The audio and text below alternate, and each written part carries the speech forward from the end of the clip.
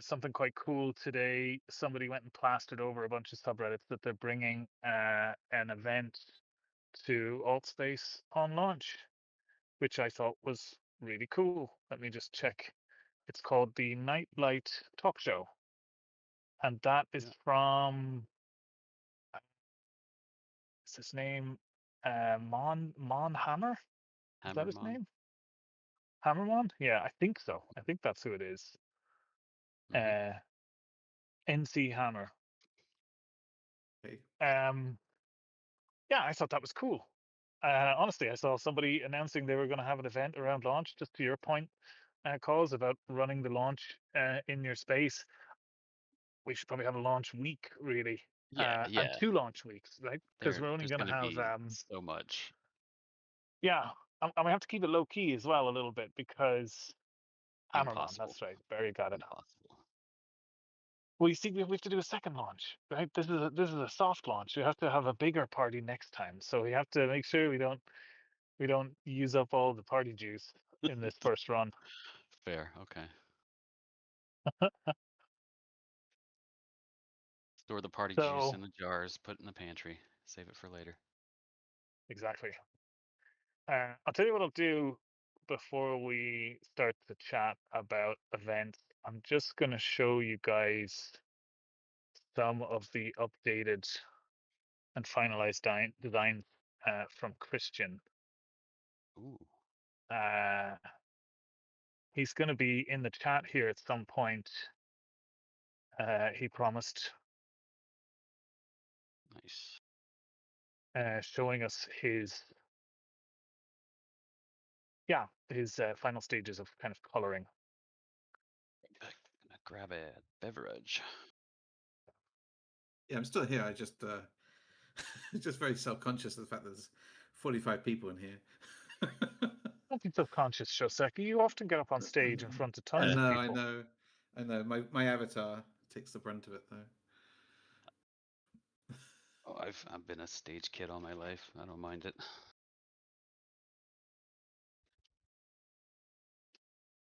Yeah, so I mean, there's a little side view Cool. of the robots. Hang on, I'm just trying to coordinate a few messages at the same time. Here's a colored version of the wings. Yeah, Carlos, thanks for that. Anybody's interested, the live stream is in the chat. Share it with your friends. If they can't make it in here, they're dead to us.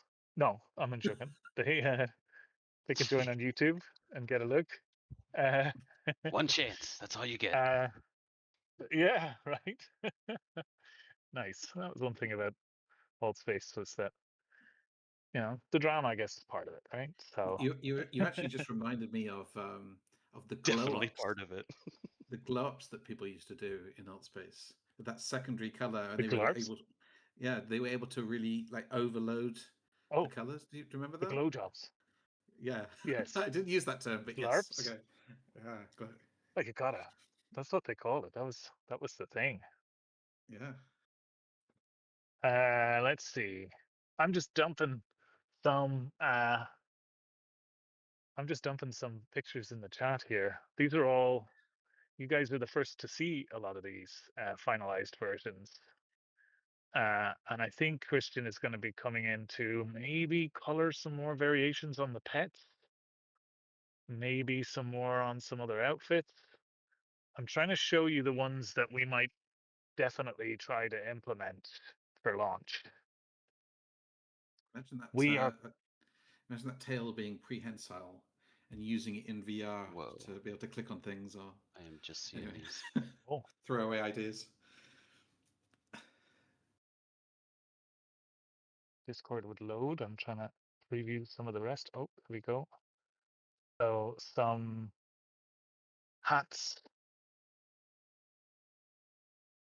Wow. These are nice.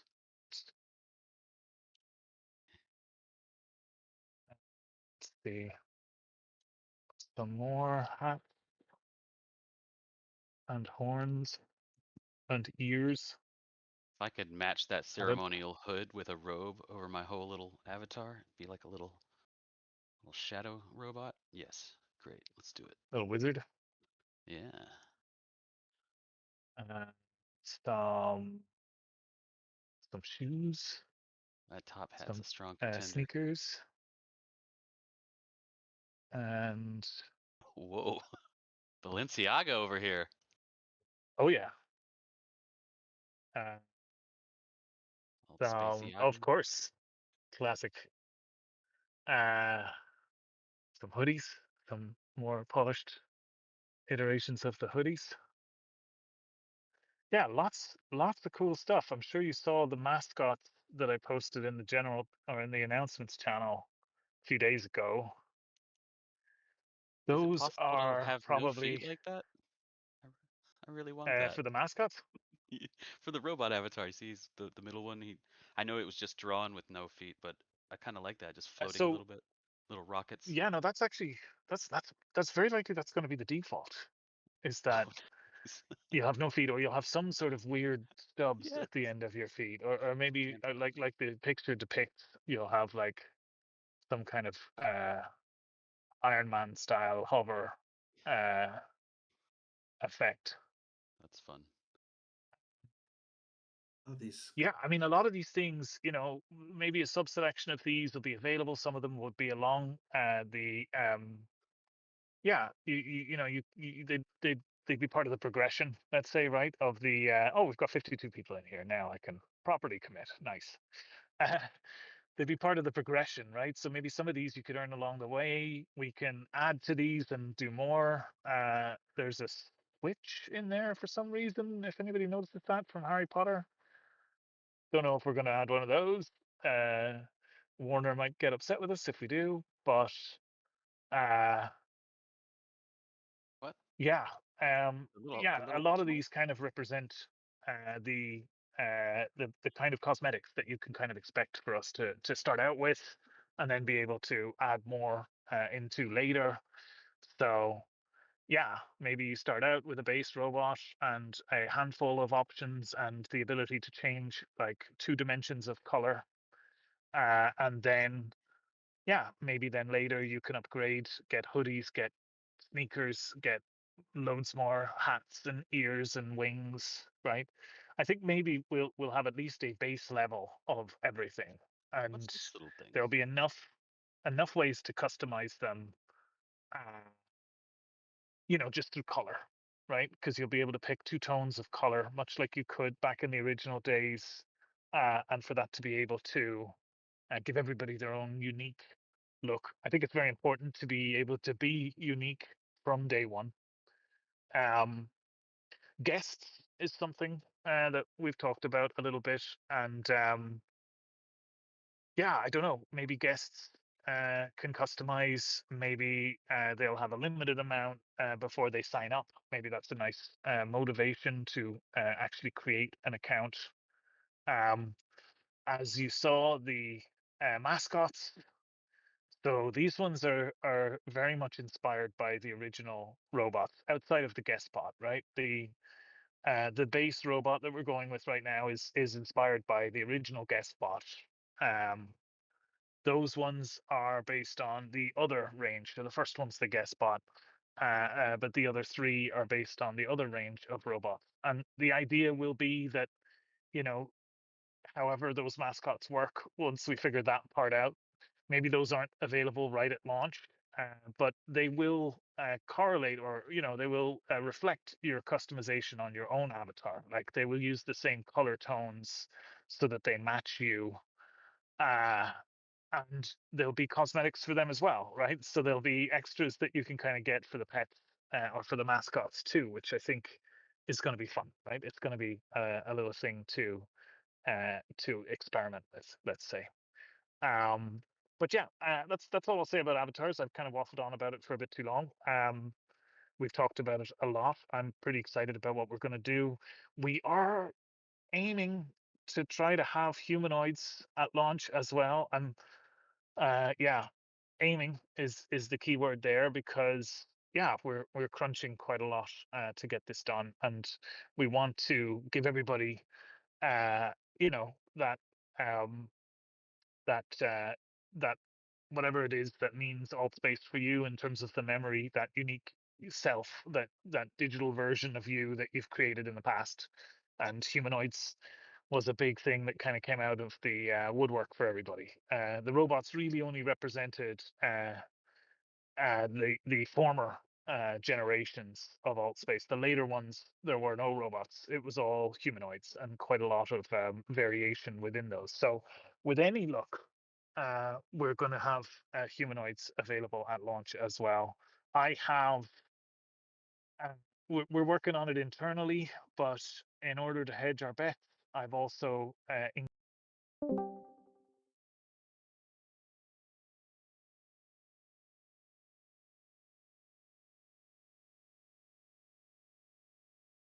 with a different spec in terms of which outfits they're going to be working on. So hopefully we'll be able to pull a lot out of that and pull that together and give you guys quite a bit. We're working on each of them has 10 outfits and 10 hairstyles slash hats for each gender.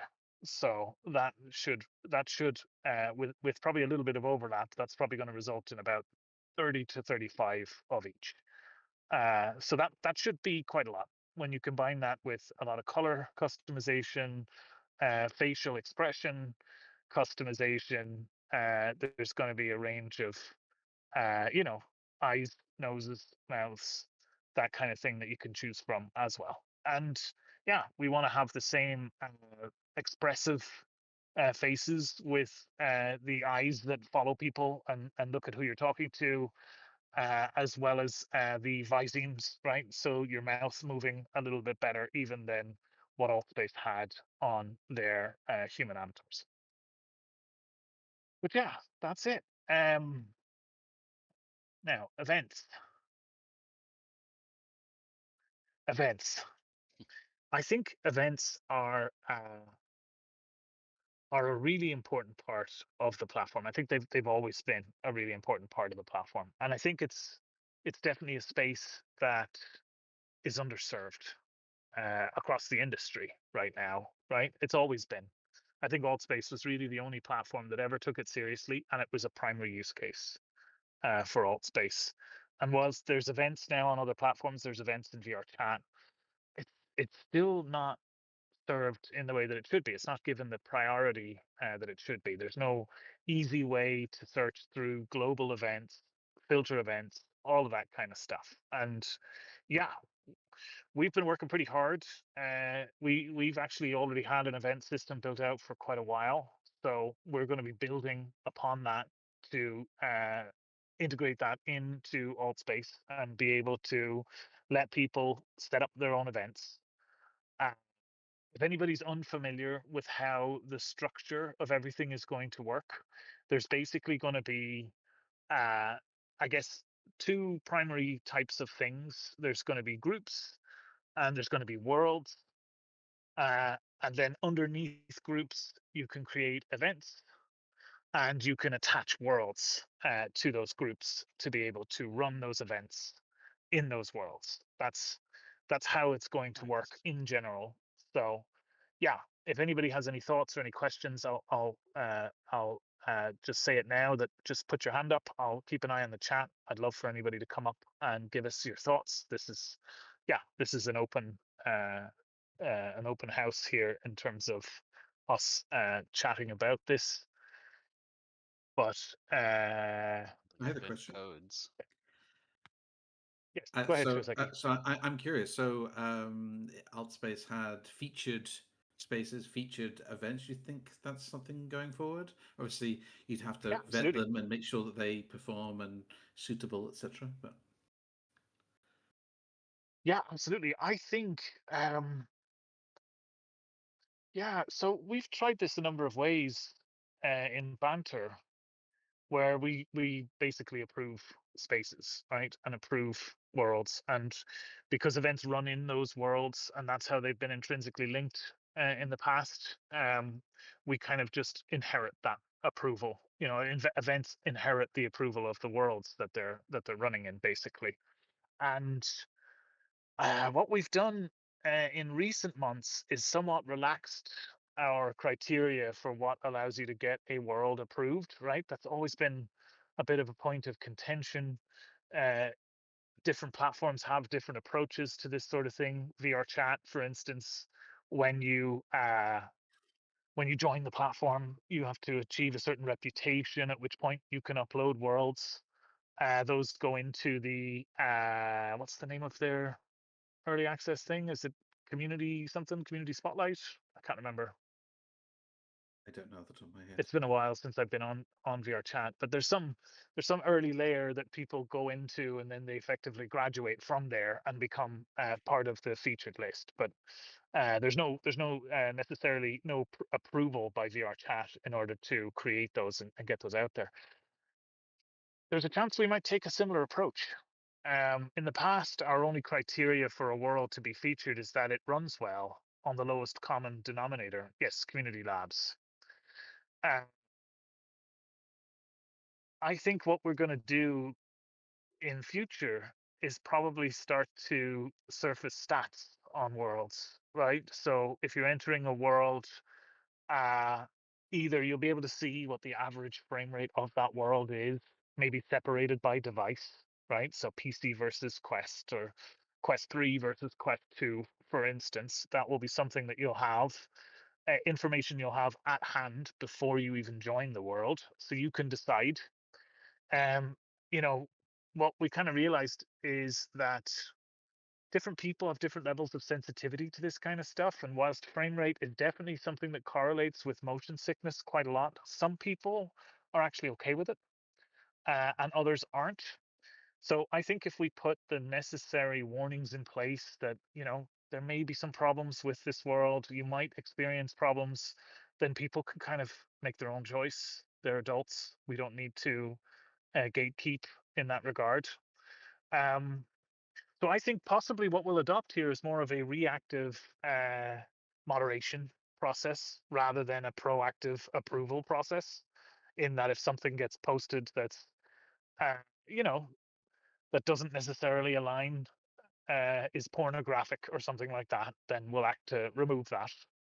Um, People can do what they want in private, but we need to be able to protect, new users coming onto the platform. And yeah, we've taken a more lax approach to things in the past with banter, but this is Altspace. This is different. We wanted to be as close to what Altspace was, and for that reason, I think, I think we'll probably take a leaf out of their book in terms of how things generally worked, right? But maybe be a little bit more open to featuring worlds, especially worlds that users create, right? I know that that was a bit of an issue, in the last few years that Altspace was active.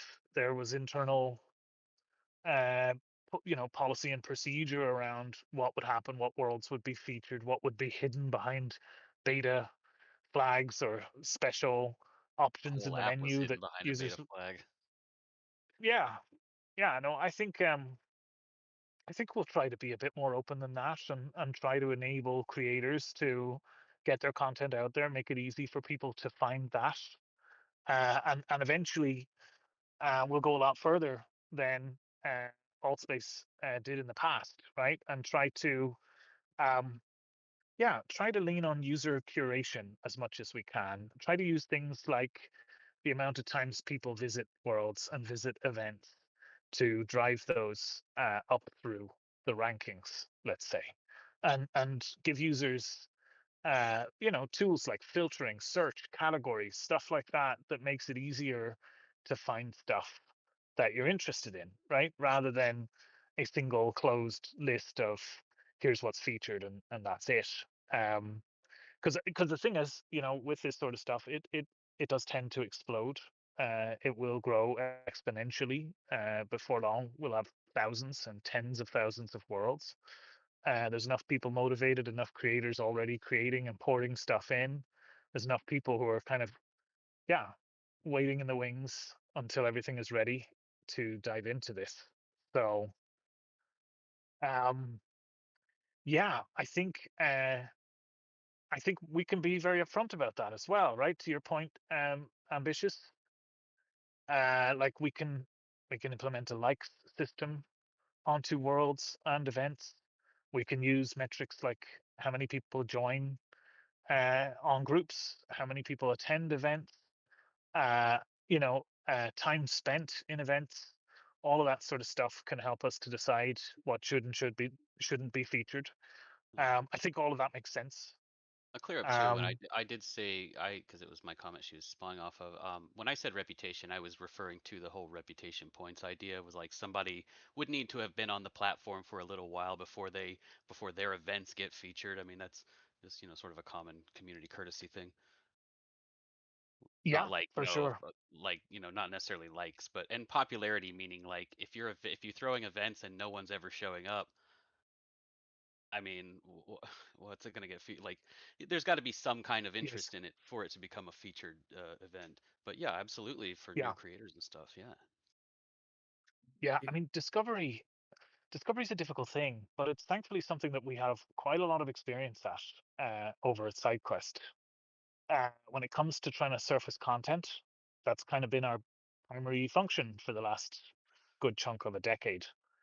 So there's different ways to look at it. You can basically just have some powerful sorting options, right? You can sort stuff by overall popularity all time. You can shorten that to recent windows to have like hot lists and stuff that's been recently popular. We can do a new list, right? What's the newest stuff? That's a great way to help stuff get up onto those rankings and be able to to move up. And users want that, I think, right? They want to see what's fresh, what's Yeah. new. They want to Absolutely. experiment, and I think that's a great way to kind of give people a leg up, and an organic way as well. And yeah, I mean, also on top of that, I'll be honest, curation is also useful as long as it's not completely dominating and controlling. I think curation can definitely help, but these can all just be layers, right? Categories or ways that we can kind of present it, right? We can have a staff picks collection of worlds and events, which are things that we think are amazing. But aside from that, we can just have, hot, top, new, uh, maybe allow you to sort by other things like most visited or most time spent. All of these things are just generic, powerful ways to put the tools into the hands of the users to make it so that they can find new stuff and keep things fresh. Right? It's things do tend to get stale whenever you're working off of a flat curated list of things that always it's the top 20 that stick at the top of the list. So there's definitely ways that we can try and introduce that. And yeah, I mean, I think yeah, there's But you always remember, ways. the the featured list, the featured worlds never changed for years, like never. Yes, You yes, know. exactly. And that's not good. That's not No. good for discovery. That doesn't help anyone, doesn't help the platform or the users, and therefore it doesn't help anyone.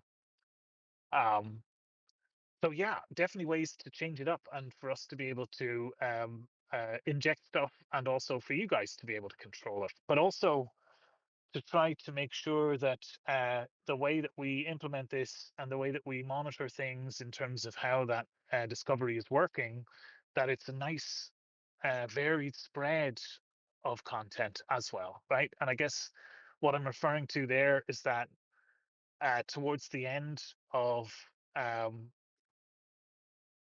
towards the end of Altspace, maybe in that last year especially, there were certain events of a specific category that somewhat dominated. Oy. And I think in those cases, we'll have to step in, right? I don't think there's really any automated way that we can prevent specific types of events becoming, uh, you know, uh, you know, taking over basically, right? But um, If we yeah, have a I think category system, like a district system, like if you yes, have, let's say, comedy events, you, you yes, want you want a comedy event, there's a comedy district. You want a role play event, there's a role yes, play district, there's a quiz event district, it's something like that that can help people kind of like yes. find a lane of similar ideas. a great way to do it. That's definitely a great way to do it.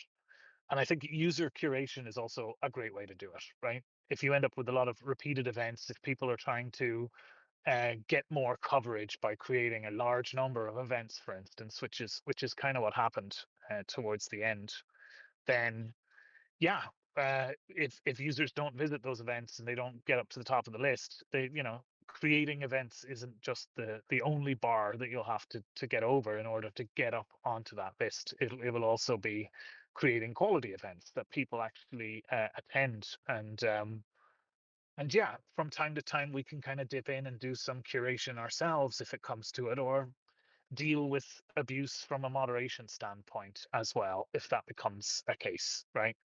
And there is a standard policy we can apply to that too, um that's spamming, right? Like creating a large number of a similar number of events, especially if they're coming from a small group of people, or one person, that would constitute spam, and that would be something that we could act on based on abuse, right? And we'll actively monitor that, but we'll also be sensitive to the community. If people want to raise any issues with us, we can look into it. Um, yeah, uh, yeah, Perhaps some and sort honestly, of so I don't know at the moment if there's a mechanism for this, or so there are other types of social platform that have mechanisms that sort of serve what I want to say hive mind type of effects. So, for example, up down Reddit voting, or yes, favorites, or likes. retweets, or whatever. Those sorts Mhm. of mechanisms. If we had something like that, obviously likes is for favorites, for saving for the future, or what's it called? Sky TV has sort of like subscribed to this, not just this. I want to watch this particular event or program on the Sky platform, but they say subscribe to all upcoming events, because I want to not just go to this one. I want to go to the one in the next day, the next week, or whatever.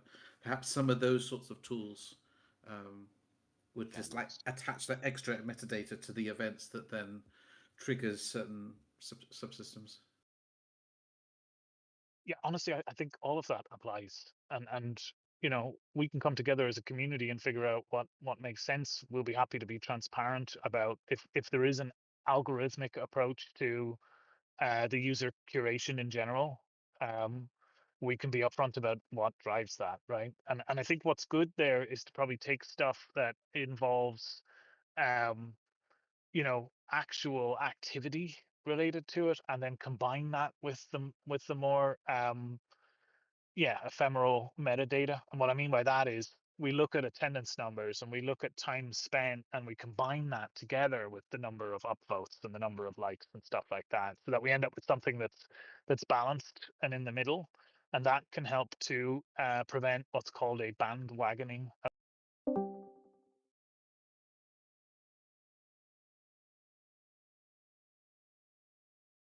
time. So I know others do. uh, so yeah, I mean, we can try to combat that, and try and make sure that what's there is represented as you know a good variety of what people want to be able to see, and we can tweak that as we go, right? And if anybody has any thoughts on it along the way, then yeah, my door is pretty much always open, so feel free to share them with me, and we'll see if we can incorporate that. Honestly, some of the best ideas come out of random people sliding into my DMs. So and I'll be happy to attribute those if they do. Sometimes they don't, and sometimes it's things we've already thought of and possibly ruled out for some reason, and I'll be upfront about that if that's the case too. But yeah, I definitely think that that's the right approach. Um, It's interesting how different a lot of the currently existing social platforms would be if they weren't using those mechanisms. So, for example, the difference between Facebook, say in, I don't know, 2010 versus Facebook in 2020, when they're using their algorithm to try, you used to see exactly what your friends posted, but now you see whatever Facebook wants you to post. Um, yes, yeah. and that's the thing, right? It's a lot of people yeah, a lot of people don't trust that now because everything is temporary, transient, and algorithmically driven rather than like chronological or just from your friends. And yeah, a lot of people kind of are nostalgic or mourn the times when it was a lot simpler. And it looks like, based on what I've seen recently, there's a chance that that might be changing because it looks like California at least is mulling over some laws that might require the social media platforms to change all of that. And Or at least be MySpace is more coming back. transparent, right? To be more transparent. Well, no, In the, oh, go on. Sorry. actually, they're looking to enforce that they remove the algorithmic approach in a lot of cases and remove the temporary element to certain content, right? So that things Interesting. like posts on Instagram or things that only last a certain period of time, that's something they get rid of, so that it's there. Everything is there. You can find it. It's not an ocean of content that's only I don't surfaced to you I when don't they really want hate it to that. be. I get notices of people's reels. I go and look 2 days later, they're gone. I don't know what I'm even getting notified What it about. was. Yeah. Yes. Um, I I wonder if like so certainly back in the day for in art space for some of I've obviously run improv night, and sometimes we would have people open up portals, and obviously at the end of an event there might be another event that's just about to start, which might be suitable, might be so. For example, on Twitch TV they have the concept of raiding. So if you're watching a particular viewer and they decide, oh, here's somebody else that I like their content and I would recommend, and they just bring their audience onto the next. So perhaps something where you could link events between each other. Oh, you're watching this comedy or improv. Here's the next one that's coming up. Have fun, guys, and keep the energy going. It's kind of cool. yeah, definitely. Yeah, I think cross-pollinating, right, is kind of what I would refer to that as, and I think that's a great way to try and keep the party going, so to speak. And honestly, I think that there's ways for us to lean on other technology to help with that as well, right? I think at a certain point, what we're doing right here today is going to turn into an event on AltSpace, and we'll come together in VR, in 2D mode, and do all of these things.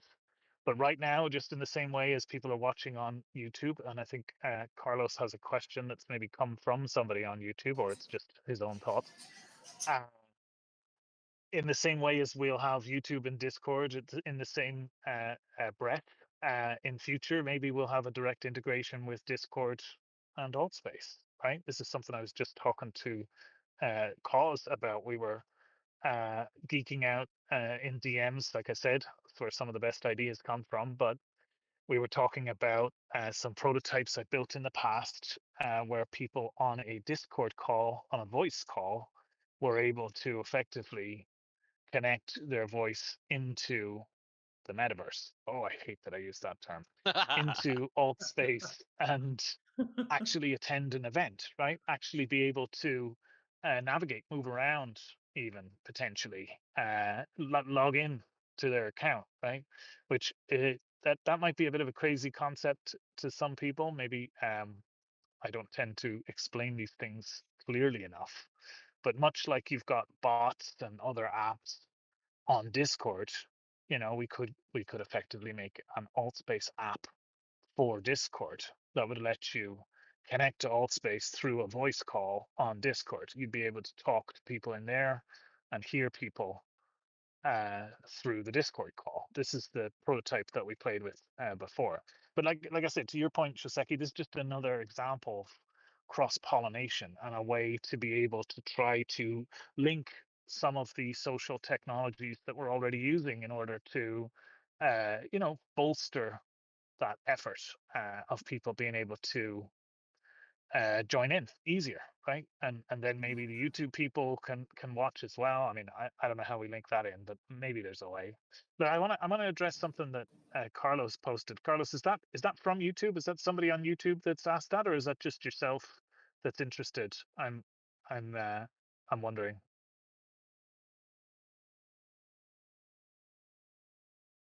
In any case, the question is basically around yeah, what happens if there's problems that could threaten the future of the community, and how early should we be informed as a community? That's a tricky one. That's a very tricky one, because you know, communities are resilient things. They're very strong things, but at the same time, they can also be quite delicate. And we are really only our own strength as a community. That's all we really are. And I can kind of understand, I guess, why some platforms might want to, hide it when there's problems behind the scenes because they want to keep people invested. They don't want to uh, destroy anybody's dreams or for anybody to lose faith, and that's understandable. Um, yeah, it's also sometimes that even the people who are the closest to what's going on, they don't see the serious problems until the last minute, right? And they don't know what's going to happen until everybody's so immersed and so close to the situation that you can't really until everything is happening. You don't really know what's going on. Um, yeah, as Barry mentioned, a federated all space VR. So what I can tell you is that what we're trying to do behind the scenes is take early steps at this stage in order to ensure the future of the platform. And what I mean by that is that we're building the technology stack in a modular, white labelable way. There's a bunch of words. Basically, it's going to be built so that there's multiple pieces we can just mix and match together and put a different layer of branding on top of them. In about 3 or 4 months, once we've got AltSpace stable and the early access release has been out there for a couple of months, and we're going for a full release. At that point, we're going to be backporting all of the changes to our existing platform, Banta. So when that happens, both of those platforms are basically going to coexist and coexist in a way that no other platforms in VR do currently. Basically, they will share users, they will share events, they will share worlds, they will That share was one of my avatars. questions. So yeah, that's what's going to happen at that point. That's another cross pollination, right? Now we're branching out of the scope of you know using one event to raid another event and try and boost one event by giving it a leg up from the popularity of another. Now we're talking about events that can exist on every platform, and every platform will benefit. And I'll So be honest with you, I might not stop there. We might have more platforms than but just wait, those two. there's more. So, Shane, can I jump in and ask a question on the heels of that? Shoot, go So ahead. as far as like doing events on multiple platforms, because my question was gonna kind of be like capacity, right? We knew the capacity event capacity issues that we had with Allspace. Like Yes. ultimately, how many people can get into a space and experience an event before it completely degrades, right? So that's one Yes. question. But now you spark some curiosity. You're saying multiple platforms as an event person. I'm like, okay, tell me more. So are you saying simultaneously, like, let's say we're producing an event in Altspace, somebody can fully experience that in Banter, or are you saying that we have to duplicate that on both platforms simultaneously and it's just a seamless transition? I just want some more details on how that works. Yeah, absolutely. And I think you touched on one of the other topics for tonight, which is instances, which is something a lot of people have been talking about. There's been a lot of regular activity in the ideas section here in Discord about instances. So I definitely want to talk about that as well, right? But I'll answer your second question first, just because it's quicker, and it's a nice segue into talking about the instances. But yeah, first of all, I remember on AltSpace, when you run an event, you had to set up multiple instances manually. You had to control your own overflow. You had to make sure all the instances had the same pieces of world in them in order to make sure that everything was going to run smoothly. And then you had to actually handhold that as well during the event, you needed to have multiple people be able to help you out to make sure everything was working the way that it was going to work. So once we have this system where both platforms are directly integrated and using the same system, you won't have to do anything. Your event will simply be available on those other platforms as well. People will see them and they'll be able to access them. And what's important here about this is making it accessible and making it discoverable, because yeah, it's important because it helps all the platforms, right? We're not sitting here relying on the footfall of one platform. We end up with two completely different shop fronts on a high street, on a digital high street, that can have their own real estate in terms of advertising surface to be able to attract more people and get people uh, into potentially your event, right? And what I found is that whilst different people appreciate the different platforms for different reasons, right? They want to be able to have a place where they can go and they can bring their community, and know that community is going to be, let's say, protected in some ways, right? From certain, whatever it is, topics, that kind of thing. That at the end of the day, us individually as humans, we are pretty diverse in the sort of things that we appreciate. And sometimes you want one thing, sometimes you want another. And by giving that choice and that ability for people to put their Altspace hat on and jump into an Altspace event, or take that Altspace hat off and jump into a banter event, that's going to be, yeah, that's going to help cater to that diverse nature of people. Now, I know that there's going to be some exploration that we have to do on that front, and maybe occasionally we'll have to do some curation, and maybe sometimes certain events will be better served on one platform and not on another, and we'll try to work with the community there.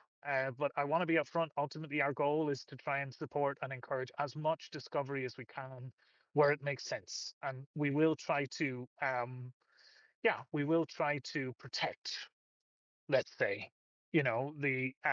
the yeah, I guess the brand and the perspective that people have on each individual platform, and we'll try to only do that in extreme circumstances. But I want to get to the other point that you made, which is about capacity, right? And how do we handle capacity?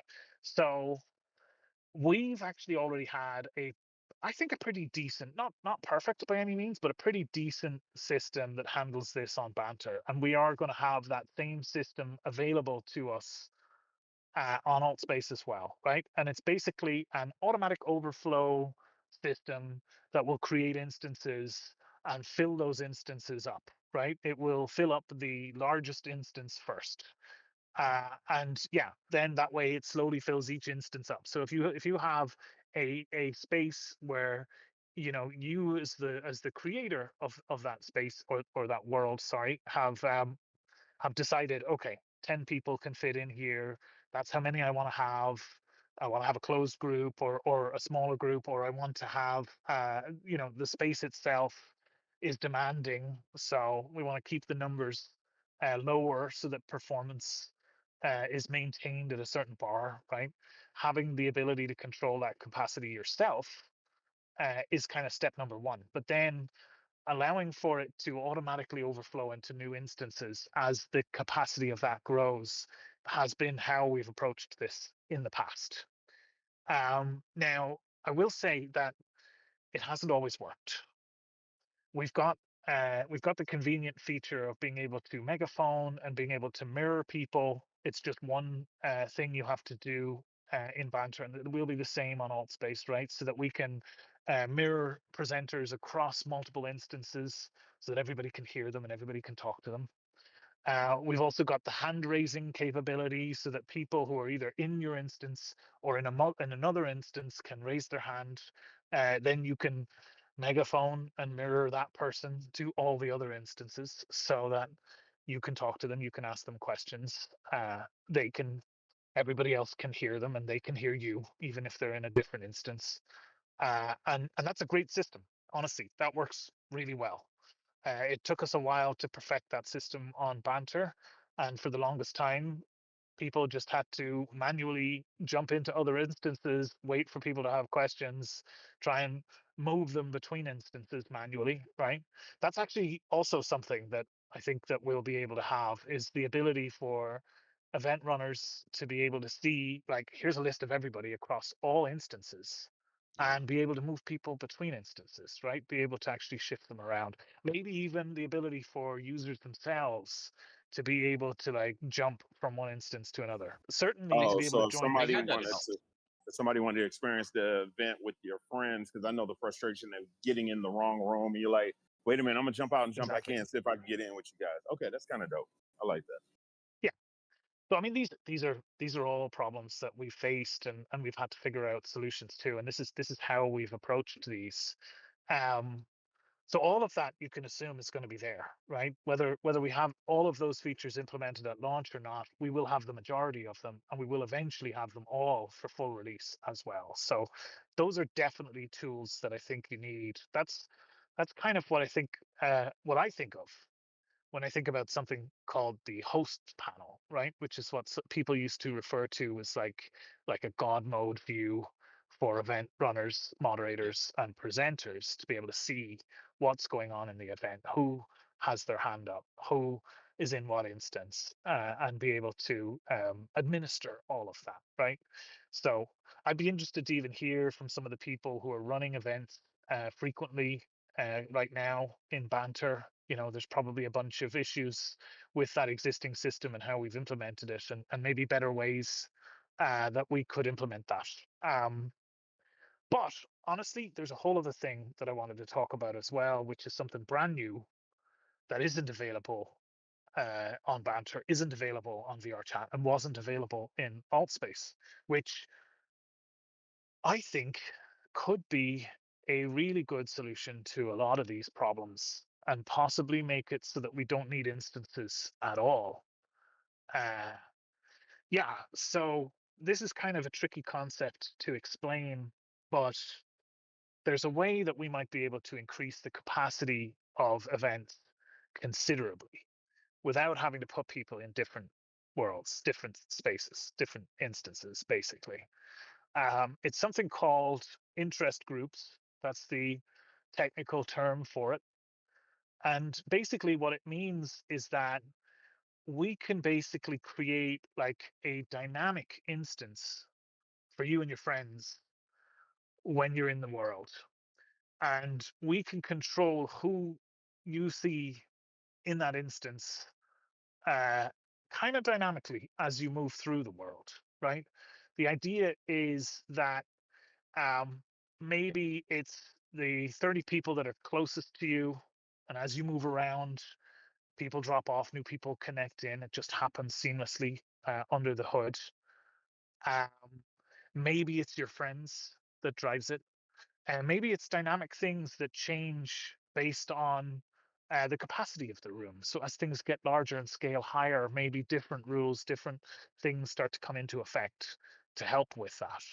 But the idea is generally that if you can imagine you are in the room, and then there's like a radar around you, and people within that closest radar, you're receiving updates from them much faster uh, and much higher quality than everybody else. Then you move on to a second band in that radar, and you're receiving updates from that second band slightly slower. Now, you won't see those people, jumping around in the space as if they're lagging or anything, because we will smooth out the difference. So you won't really notice it. You'll actually still think they're being updated just as quickly. But as you go further away, you'll start to receive updates from people further. Like to put it into perspective, let's say you get 30 updates per second per person within the closest ring. Maybe that drops to 15 in the next ring, and it drops down to 1 in the furthest ring. Now you'll still see it all smooth, because we'll use something called interpolation to be able to smooth everything out in your client, so you won't really notice the difference. Um, but what this will do is it will greatly reduce the overhead on the server, for one, which means that we can have a higher capacity, but it will also greatly reduce the overhead on each individual client as well. which once again means that we can have a higher capacity. Now, we're still working and testing these systems under the hood to find out, how best this is going to work. But ultimately, we might uh, expose a certain number of parameters either to you as a user or to the event host to control these systems, to decide what is and isn't visible to you, and even to have like maybe individual overrides, right? We've talked about the avatars and how you'll be able to control whose avatar you can see and whatever else. Well, maybe if your friend is in a different instance, a dynamic instance, maybe you'll be able to like pull them into your instance or invite them into your instance, and they'll be able to accept that, and then you'll both be able to see each other, but it won't affect the other people that they can see as well, Be right? like, get over Now, here. exactly, exactly. So this is honestly, this is a system which I've seen implemented in a few different places. There's a platform called Ready Player One that have been talking about a similar system to this for a number of years. Basis also implements this in a great way. That's how they're able to achieve such high scale testing when they do their own testing. And yeah, we're kind of we're leaning on a similar concept to maybe make it so that we could have sort of open world scale, right?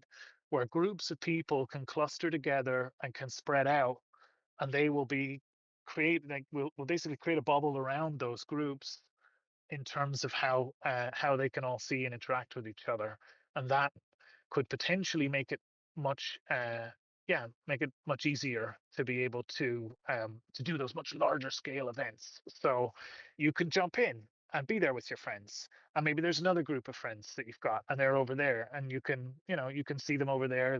They're updating smoother, and then maybe you can just walk over there and now you can talk and interact with them, and that's as easy as it is to move between instances, right? So that's my answer to your capacity question there, Major.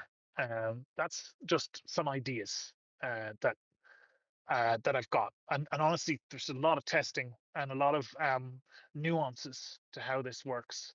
Technology can be built, and we can implement it, and we can do all that kind of stuff, but how it ends up being used and how people end up coming together, that's a whole other ball game. And really, we need to kind of get this sort of tech out there into the community and see how it's going to work and see what are the problems, what are the issues, right?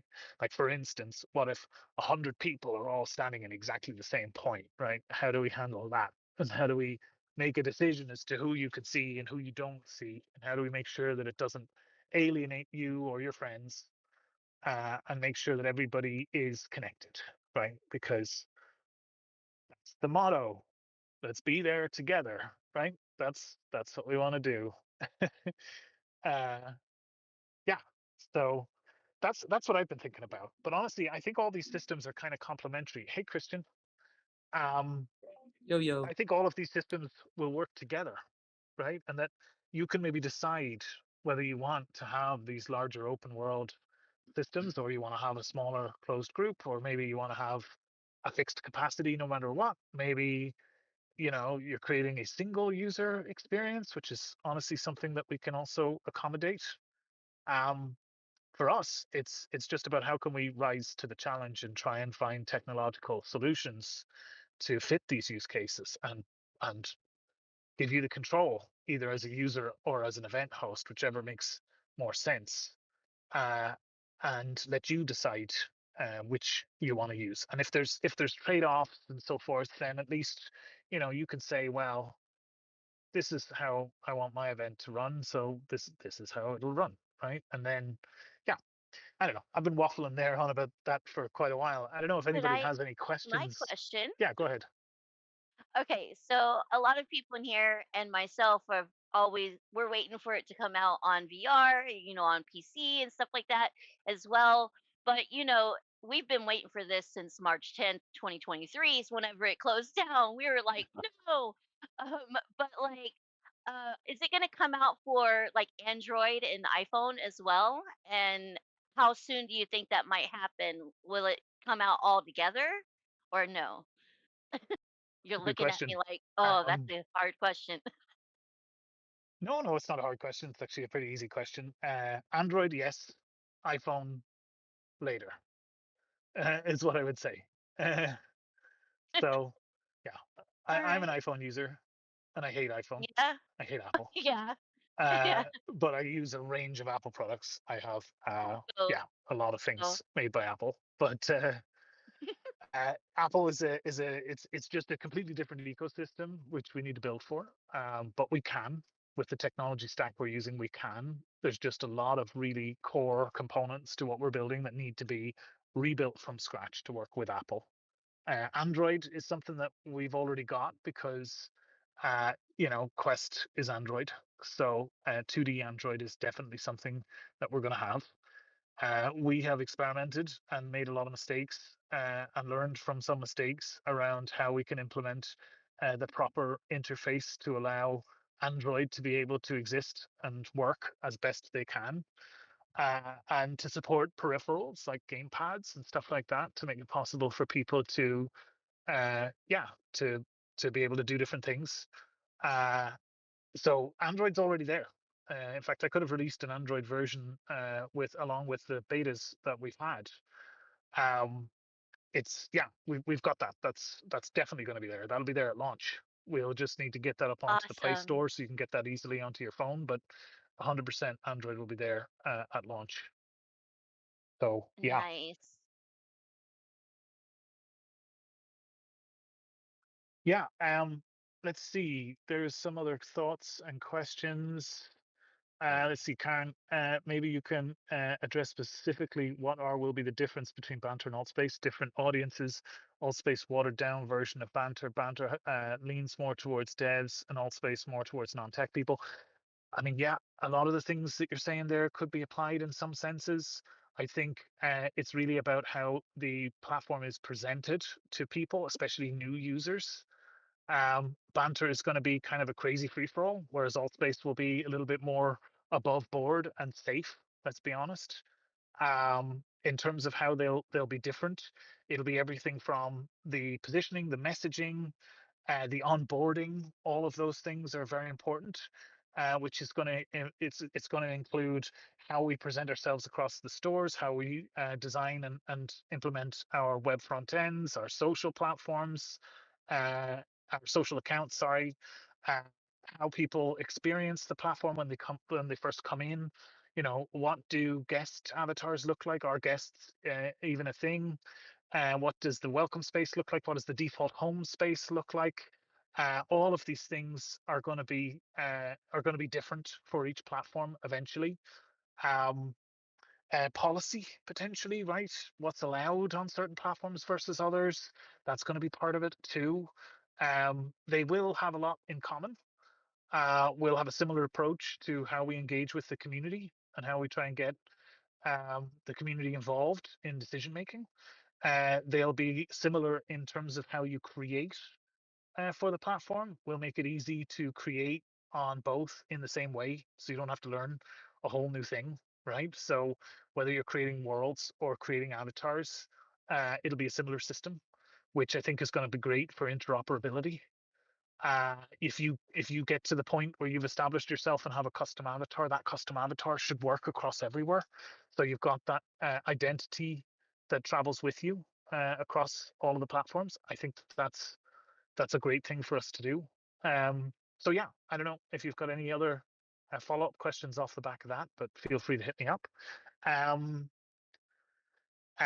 ISS Radio is asking about how new creators will get discovered. I touched on this a little bit before, but user creation will be the key there, I think, as well as a little bit of platform curation, right?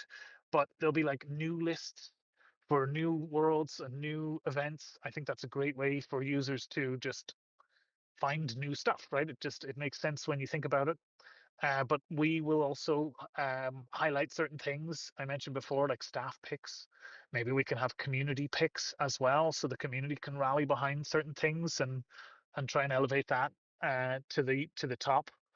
Um, yeah. So I think that's it, right? That's our responsibility as a platform. That's what we can do to try and make sure that there are pathways to get your stuff out there and get it featured, right? Maybe we have some random world of the week or something, and give people sort of some front page access to try and That would be cool. pick. Yeah, yeah. I mean, there's so many different ways we can do this, and thankfully there's a lot of standardization to this as well, so we don't have to reinvent the wheel. Um, Can I just yeah, say I love that someone in the comments here in the Discord, Joker, says Cards Against Humanity. Like, yeah, of course we're gonna have that game. yeah, Like, who yeah. Of they're course, asking a question? yeah, Of for sure. course. Yeah, I Hologram. think it's already there. I think it's already built. We won't call it Cards Against Humanity, right? That's the one thing that you can't do. But the game system is effectively open source in a sense. It's licensable. It's a share alike license, I think, where anybody can make a similar game as long as they use a slightly different name. Call it quads So against we will avatars. absolutely. There you go. Or avatars against, or humanity against something. I don't know. Avatars against humanity is not. That's not what we want. I think the Robots Altspace against one humanoids. was Bridget, called Holograms Against Humanity. Yeah. That's right. Yes. Let's see. Faye is asking about newer people's experiences and how the onboarding is going to work. Yeah, I mean, if that's specific to what I was talking about with the interest groups and how that dynamic instancing system is going to work, it's really going to probably boil down to what's the deciding factor there around how those groups work, where the user is going to be spawned. Maybe there is a default space, and people, who are within a proximity to that will be the default people that they interact with. Um, I mean, aside from that, like I said before, uh, there'll be a certain onboarding experience that we've got in place, and we'll also have the ability to dynamically change that onboarding experience, to be able to do that without necessarily having to release a new version of the platform, across all devices. We'll be able to just change that on the fly, right? Which uh, is something that we won't necessarily do frequently, but it will give us the ability to potentially experiment, right? Even if it's potentially temporary experimentation. Maybe there's a certain featured event that's like super popular. We can divert new traffic into that event directly, which is honestly another possible tool that we have as a platform to be able to highlight certain creators and event runners stuff, and send new people there, right? That's obviously something we need to be very careful about when it comes to onboarding, and make sure that that's going to be a good, safe experience. Yeah, maybe there's always a welcome space that people go to the first time or the first week, right? And I'm referring to how Altspace experimented with this in the past. But maybe after that, right, if people are using a default landing space, or home space, then maybe we can send them in, or maybe not. Right? Honestly, we'll have to try these things and see how the community responds, and then yeah, use these powers responsibly, and make sure we don't create any negative effects, and make sure it's a net positive what we're doing. But ultimately, the technology will allow us to do this. So we'll have the ability to experiment in that regard. Yeah. So I'm hoping that addresses what you said, Faye. I'm a bit further up the comments, so if it doesn't, please let me know and I'll come back to it. Um, yeah, Aussie guy, that is the sort of thing that we're thinking about internally, right? If one person can see one and another person can't, honestly, that's kind of always been an issue in social VR spaces, because sometimes people block people, and then often one person can see and the other person can't, and that's honestly a challenge. Maybe there's a way we can visualize people that you can't see. Maybe we can show a orb or a ghost or something. We need to figure that out, and find out what fits best. And yeah, I see you yeah, came to the same conclusion as me around whether they're blocked or not, as that would be a problem. Um, but yeah, I mean, it's a journey we all have to kind of go on together here and try and find what fits best. And I would say whatever way we end up uh, landing on, there's always going to be a trade-off, right? There's always going to be certain problems that we need to figure out how to address, and how do we make people aware so you don't have one person stuck in the middle with two people trying to talk to them at the same time, and neither of those people can see each other for some reason, right? So I also think it would be great in a large scale space, or even potentially with people that you've blocked, to just be aware that they're there, even if it's just a silhouette of that person. And yeah, you can't really see who they are or what they are, or hear them or have them see or hear you. Maybe it would be good to just be aware that they're there and to know spatially where they are in general, right? And yeah, maybe there's a way we can try and give people as much context and information about what's going on around them as possible, so that you can kind of get a sense if somebody's talking to somebody else. Um, yeah, so that you can try and behave, work around that, so to speak. Um, let's see. Mystery Steve is responding to, oh, can we build a Blockbuster store and have customers rent streaming videos? Ha ha ha ha. Sure. You'd be like, there's only one Blockbuster store left, right? So you'd be competing with them, I guess. Mystery Steve wants to know if we could actually buy DVDs within that store and they get stored in an inventory in your account. Well, that's getting pretty crazy. Sounds like the sort of thing we might not have the capacity for here at a platform level, but for sure, the community could experiment with that, right? You could do whatever you want on the internet. We could create a whole new version of Netflix. Uh, I don't know. Do people buy DVDs anymore? Is that even still a thing? Maybe everybody has their collections, and that's kind of it. And then you've got uh, a big bumper bucket of DVDs in certain stores that you can go and pick up. Oh, I see Whack-A-Mole is in general chat. Is he in the stage? He is. You got your account back. I'm glad. Yeah. I had to time you out in here for a week because there was some messages coming from you. I'm glad you got all of that sorted. It's always an absolute nightmare whenever stuff like that happens. I hope the fallout wasn't too bad and that people were forgiving. Um, yeah, let me see. What have we got? An option for how blocked users are shown or not to you. Yeah, yeah. I mean, honestly, when in doubt, put the control into the hands of the users. Let's let the users decide. Do you want to see silhouettes of people you've blocked, or do you want to double block them in a way, right? Yeah, I That's think actually a really ultimately, good. Yeah. yeah, 'Cause I can see, just even with you being a silhouette, I can see instances where someone knows, oh, here's the person that blocked me, so maybe they're just dancing around them and being obnoxious or something, even as a yes, that's silhouette. true. That's true. Yeah, Yeah. absolutely. Um, for sure. So yeah, if I I'm think able to just be like, potentially, okay, bye bye, then.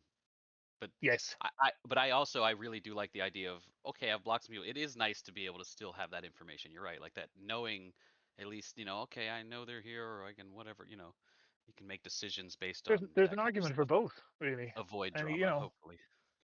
yeah, exactly, right? You can maybe decide, and this could be an option in the menu, right? We have the information. We can certainly use that to surface that. Go ahead, Divine. Sometimes you get people saying like if they're in the room and you know that they're there, they'll be like, I know that they blocked me, but will you please tell them this or something like Yeah. that? And then you got someone being the in between person, and it Yes, I don't know. I don't know.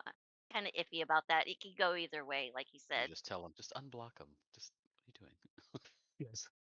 Tell them It's yourself. difficult, right? It's kind of a social construct that we don't really have in real life, because you don't have the luxury of being able to block somebody in real life except for to just not look at them, right? But in VR, it's different because it's a mashup of like real life behavior plus like online web behavior, and sometimes it can get obscene, and you need to have the ability to remove somebody from your experience, as they used to say in Altspace, or remove them from your existence. But yeah, I mean, there's always challenges with that, like because it's not really natural to be able to just erase somebody like that. Certainly not yet. Maybe some Easy. Black Mirror Easy killer. feature could The first could allow you to do that, successful, but the first great usage of AR glasses is just to be able to yeah, filter out the people Perfectly. they don't want to see. Perfect Yeah. rotoscoping out people. Or use AI to change them yes, into something. Anyway, that's not. yes, exactly. Nice. Let's see. I'm trying to keep up with the comments. Yes, blocking does introduce a lot of drama and discomfort, that's for sure. And it's inevitable. There's not really a lot we can do about it. But I don't know. If you can have different layers and different levels of that, um, I think as a platform, we can also make it easier for you to decide, you know, that level of personal moderation, especially at events and stuff like that. Maybe you can have more control to decide if blocks are temporary, right? Maybe you only block somebody for 24 hours, or you block them until you go to a different world, or something like that, right? I Well, think that see, helps. it's the thing with when you are a moderator too, you can't block anyone because you have to watch them to make sure they're not harassing other people. Because I've been in Yes, there and I'm like, I can't block this person because I have to watch them. But it's yeah. So It's that's another true. thing when you're a moderator, I you mean, can't do that. in Banter, for example, I was certainly running some events and having kids running around and stuff. Is I would just move them into a different instance, so they were essentially isolated, but they weren't bothering the other. But they could still interact with some of the objects in the scene. So you just suddenly see a whiteboard marker just floating through the air because that ghost user was, yeah, clicking it. The that becomes another instances share potential the vector of assets? abuse too. That's weird. Hmm? The instances could interact with the same assets? I I guess believe so. if those Yeah, yeah. assets have some underlying synchronization on them, that synchronization may not be necessarily scoped to the instance. Interesting. If you think about like websites and how you can have, a website that can have a lot of people on it and they're sharing and interacting in real time, that's a completely different layer of synchronization compared to like the instance synchronization, for instance. Fair. uh But yeah, the Black Sands, I see you wanted to come up and I might have missed that. I've sent you an invite in case you didn't just change your mind. Uh, Dr. Phil is asking, can we bring back the OG Altspace spaces? Uh, we as a platform can't condone or encourage any kind of content extraction, especially if that content or IP is owned by a massive corporation such as Microsoft. We can't do that. I touched on this before. So, yeah, that's kind of where I have to leave that conversation, because in our position, uh, we have to maintain a certain position there. And let's just say I'll leave it there. And yeah, let's see. Moving on. Um, yeah, I mean, I think like on the blocking question on that topic, like I think having temporary blocks, that could get around some situations where maybe you just block somebody temporarily because they're maybe either they're being a bit noisy, or they've got background noise on their mic that they don't even know about, right? And you've only done it temporarily, and maybe you want to you want that to be temporary, right? I think that could be good to get around those situations where you forget that you've got somebody blocked, and then you end up with that weird situation where it's like, it's somebody that you don't necessarily have a problem with, and yeah, that way you can make it transient, and you so can like make it so that it will maybe automatically unblock them block after a them certain while period of they're time. yeah, block them while they're in that room or block them after like 10 minutes or something like that, you know. Yeah, Yeah. exactly. Yeah, block them until you leave, or a 24-hour block, or something along those lines, right? yeah, there is no catch-all solution. You're right, Steve. There is no. It's a really difficult problem to solve.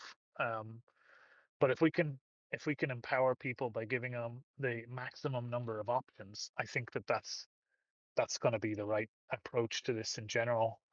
Let's see. Silly question from Peppermint. Acquiring the rights to the Altspace campfire is a possibility.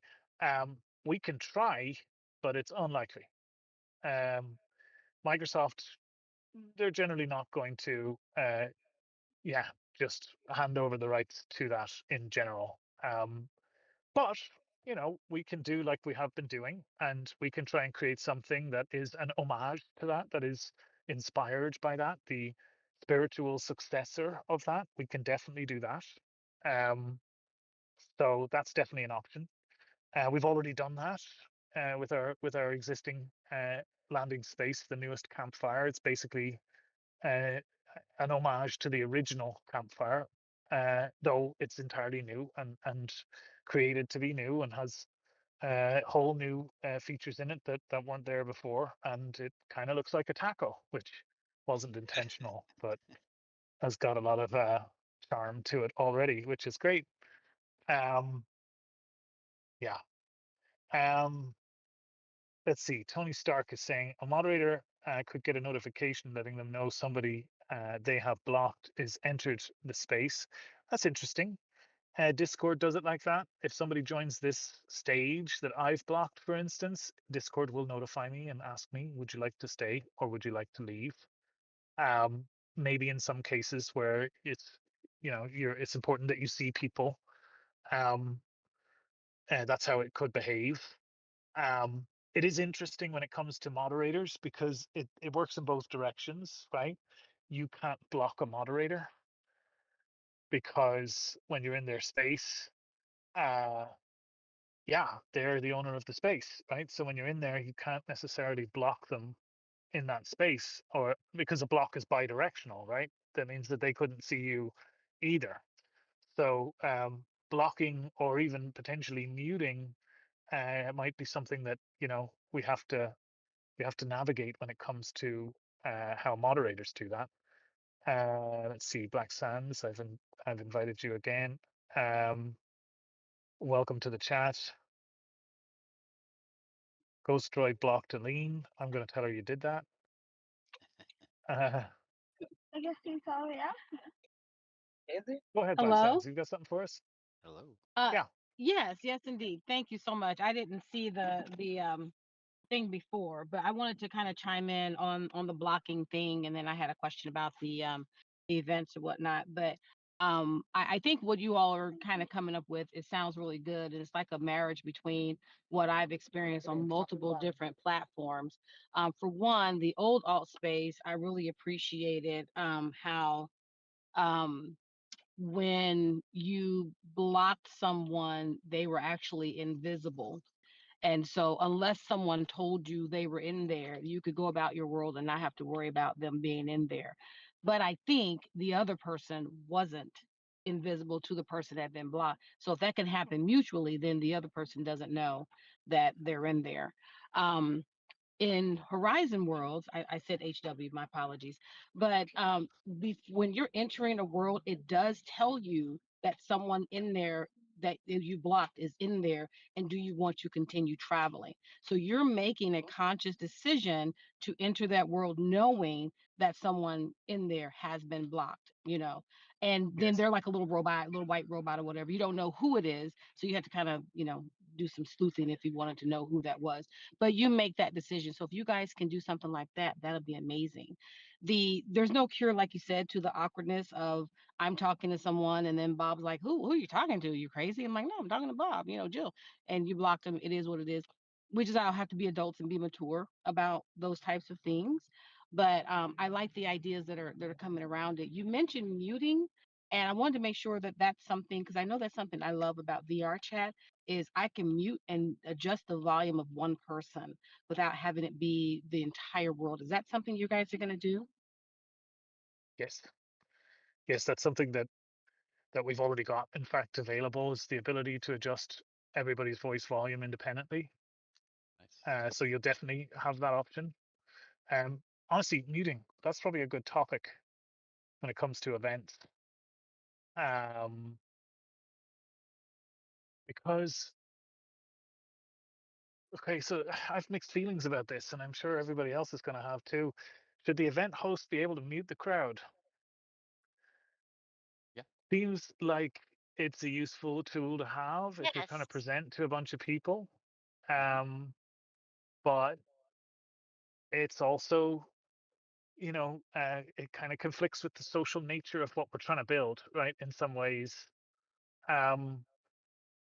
Zones. Yeah, I mean, I think, We had do yeah, the it's zones, you tricky. know, It like we had in Altspace, we could set up an audience zone. And if you go into that zone, you would be muted because you were part of that audience. But if you left that zone, you Exactly. could go talk over there. Yeah. That gives you the Or if they agency. raise your hand, if you were marked as having your hand raised, in the same way as at the moment we're marked as speakers, Yeah. therefore you are unmuted. mute zones. That's interesting. I've never Well, actually The heard zone of thing that was being great. implemented. It was I, great. I, I loved it. I was gonna Yes. suggest a question as part of the current discussion. The ability to have zones, and then you could declare the entire space to be a zone if you really wanted to, but then be able to mute people or block people from entering as well, so people couldn't like flood the stage. I think we have something like that in VR chat. Stage blockers. Yeah. Or spawn zones as well. So if you want to make sure that if you have admin, maybe you have free reign. But if you don't have moderation, then you're just in this particular area. And once again, keyed into that raise hand or the ability for the moderators to be able to pick people and say, right, we're going to elevate you. You can You join. can now join. Yeah. Yes. And live as well. Yeah. Muting So, everyone whenever you're having an event. Sorry. Go ahead.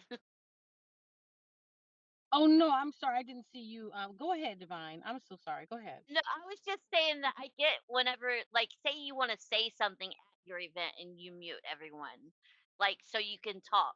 Like, I get that. I get being that would be a good thing to have.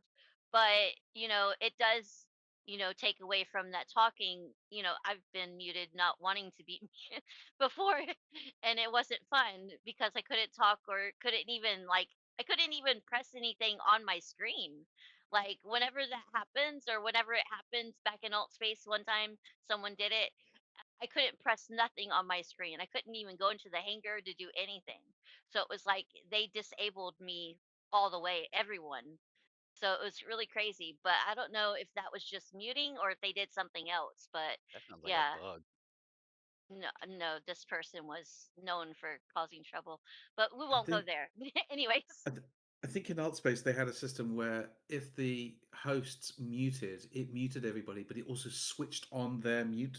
So then afterwards, once they disabled it, you still had to unmute yourself in order to Yeah. continue discussion. I don't know whether I particularly like that system, but yeah. Yeah, that is a sorry, I good was system though. distracted there.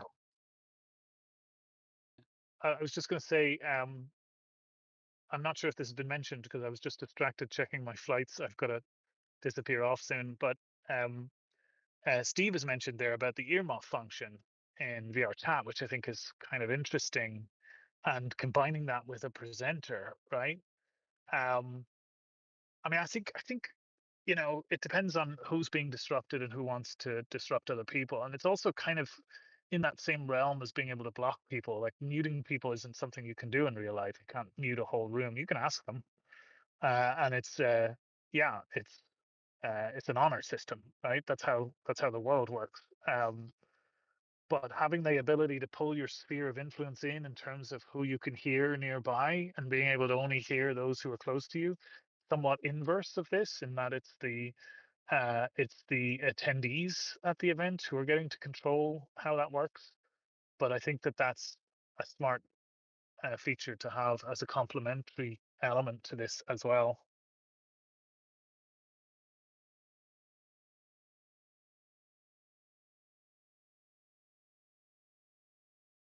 All right, go ahead. You were going to say something, Cos. I forgot at this point.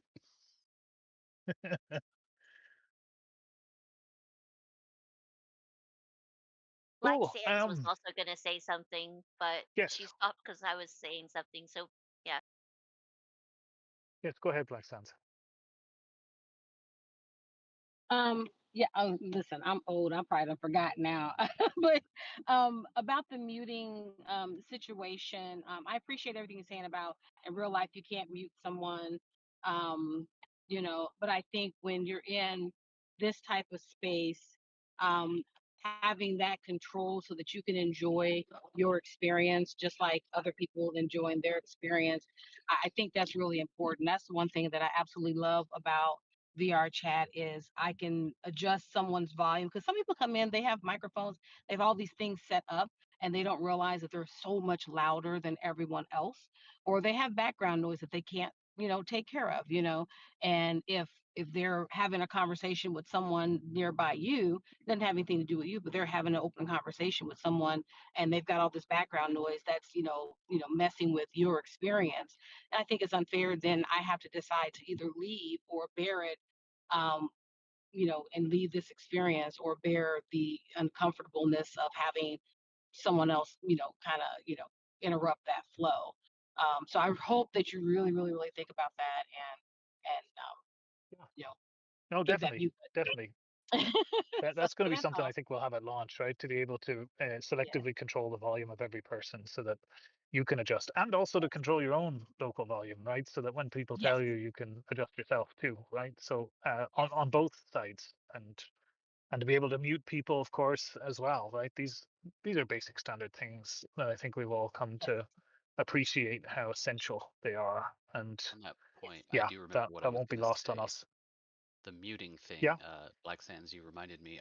So I earlier when we were talking about, so I do think having a zone for permamute for attending a show and stuff is definitely one way to go. Have that as well, but also I think the admin of the space should be able to mute everybody, but not keep them muted, but just shut them up for a second to give an announcement, and then yeah, you just unmute yourself or whatever. You get a little notice, hey, you've been muted by the admin for an announcement or whatever. Let them Yeah. know, Yeah. but don't keep them muted. Just let them undo it. But I think that does need to be a feature because admins do need to shut everybody up for a minute, give an announcement, it allows them at least to undo it and let them know that they've been muted just for an announcement. Or yeah, hell, I think give so. the Yeah, admin the ability to unmute everybody after they're done. Mute, hey everybody, your pilot's speaking. All right, there you go. Now you're all talking again. Love yes. it. Yeah, there's kind of layers to it, right? There's the admin mute, and then there's your own personal mute, and then there's your layer of having muted somebody else, and all of these should probably compound to decide, is somebody muted or not for you effectively. That's how we have approached it in the past. I think that's the sensible way for it to work, and that way it can revert to the previous state after the admin or moderator is done. There's also Megaphone, right? I think that was done really well in the Well, days that of was Altspace, right? As somebody Taxi's somebody point. can just That's all. Yeah, sorry. I was agreeing with they you, they but that was also they done in a zone. You could yeah, post something. Yeah. yeah, potentially, right? Or at least have just different fall off options for the Megaphone person so that they're just louder in a certain range, let's say. And I mean that's how a loudspeaker or PA or a microphone setup would work as well. Yeah, Oh yeah, Mr. Prime says you could. I mean, instead of muting everyone, the admin, if to give an announcement, could maybe like lower everyone's volume, and then theirs is yes, amplified, and everyone else gets very low. So that could work. interesting. Yeah, that's actually a good idea. You could have an automatic adjustment so that if the megaphone person is talking, it lowers everybody's other voice automatically and then restores that volume automatically when they're finished. That would be nice. Less Also, you work, guys got a less point. less. Sorry, I've seen people talking about forgetting to be on megaphone and just chatting, and that is a problem too. When you just got two admin or blah blah blah blah blah, and everybody's like, "Shut up, we're trying to chat." Uh, if you're on megaphone, you should be very alerted that you're on megaphone. Not just the icon is on, but it should be like you are on megaphone. You know what I mean? Something's somewhere letting A you know. physical megaphone in front of your mouth Just kind of thing. but I think that would help a lot of people to remember. Oh, I should probably A turn that big off before I neon start having this private sign. conversation. We just multiply their Viziums by 100 so that their mouth is going huge as they talk. Just Oh, really? everyone's hair just gets blown back as you speak into the crowd, and their heads just get pushed back. Yes. Hear that, Christian? You got to bake in hair physics to all the avatars, please. Oh boy. Yeah, I think these are all great ideas. I love that we're able to kind of hash these out together as a community. Tell you what I'm going to do. I'm going to switch off my camera temporarily while I start to get ready for my flight. I'm going to stay on this call as long as I can, but at some point I am going to have to drop off. At which point I'm going to just let you guys keep freeballing it. If you want to do that. I know Christian is. I don't know, Christian. Are you already looking at coloring and stuff? Yeah, I've just been having coffee and things like that. Not wanting to interrupt the thing, but yeah, if the conversation was continuing on, I was just gonna kind of casually stream while I do the workflow, either in here or in a or just in a general chat. If I'm just hanging out, if people are Yeah, hanging go out, for it. and whatever, I'll just Honestly, kind I took of some of the stuff you sent me the other day, and I already shared it way further up the chat. Oh, cool. This chat serves as a really nice, a nice log of all of our discussion around all of these topics. Honestly, I'm gonna at some point scrape all of the comments and everything that's been put in here and try and catalog everything so that I can ensure that we catch all the really good ideas Mm-hmm. and don't miss anything. Help me, Claude. But yeah, feel free to start your stream if you want and let people jump in. Sorry, Cause, you were going to say something? Oh, I was goofing. I said, "Help me, Claude," Oh boy. for the scraping of all of the chat. Yes. Yeah, 100%. Oh, If I was gonna possible, right? say, if you leave, with this being a weird sort of restricted stage, we may need to move over to the collab dev or something channel where people can like have a conversation. Yeah, that's it. So I did test this, believe it or not, whenever I left and rejoined before at the start when no one could hear me. Yeah. And somebody, like, I wasn't able to rejoin the stage when I rejoined, so somebody else ended up with the power to invite me. We can test that now. You want to see if you can do it, Cause? See if you can pick somebody Sure. from the audience, invite them up, and then see if they can come up. If it works, as whoever's on stage is effectively a host. What are you But doing? I can obviously quietly leave without ending the staged event. And yeah, Carlos, I don't know if you want to keep the stream going. Feel free if you want to